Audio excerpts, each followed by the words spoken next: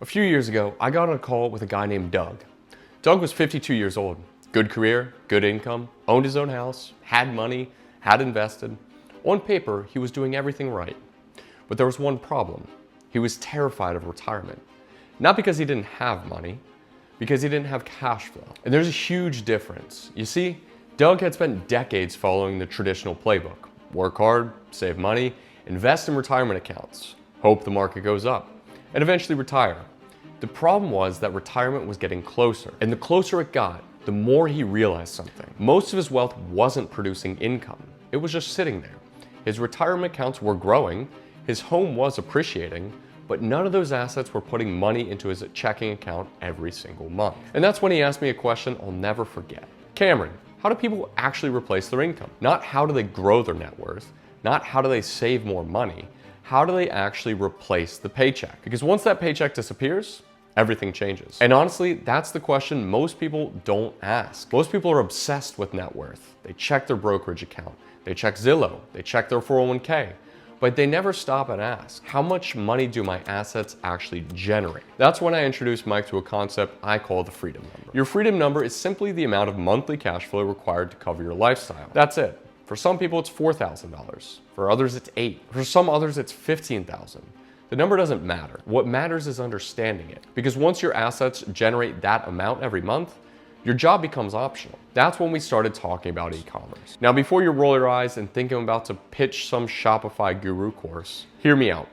Because the e-commerce industry today is very different than what most people think. According to the US Census Bureau, e-commerce sales in the first quarter of 2026 were up nearly 10% to the same period the year before. E-commerce continues to represent an increasing share of retail spending in America. Think about it. While people argue online about whether e-commerce is dead, consumers are spending hundreds of billions of dollars online every quarter. In fact, US e-commerce sales have surpassed $1 trillion annually for multiple years and continue growing. This trend is not disappearing, it's becoming normal. People buy groceries online, pet supplies, home goods, clothing, everything they buy online today. So Doug asked the obvious question. If e-commerce is growing so much, why doesn't everyone do it? That's a great question. It's because running an e-commerce business is hard. Finding products is hard. Managing suppliers is hard. Customer service is hard. Order fulfillment can be hard. Most people don't want another job. And honestly, neither did Doug. At 52 years old, the last thing he wanted was to spend his evenings learning Facebook ads or answering customer emails. He wasn't looking for a side hustle. He was looking for an asset he could own. And that's where our conversation changed. Because there are really two ways to approach e-commerce. The first is becoming an operator. You can do everything yourself. The second is becoming an owner. You own the asset. You own the store. A team handles the operations. It's similar to real estate. Most people don't build the house themselves. They own the asset. Someone else does the construction, someone else handles the repairs, and someone else manages the tenants. The owner focuses on ownership, not operations. That's what appealed to Doug. Not e-commerce itself, ownership.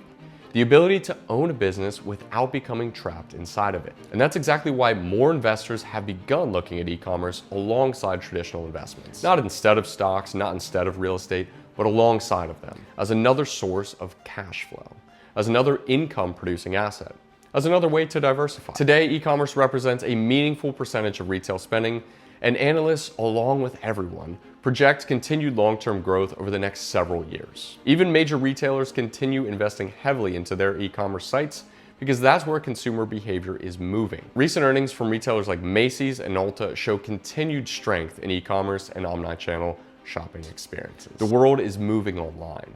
The question is whether you participate as a consumer or as an owner. Now, I want to be clear, this isn't a magic solution.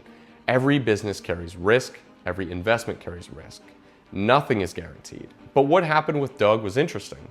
For the first time, he stopped looking at retirement as just a giant pile of money sitting there that he would continue spending, and started looking at retirement as a collection of income-producing assets.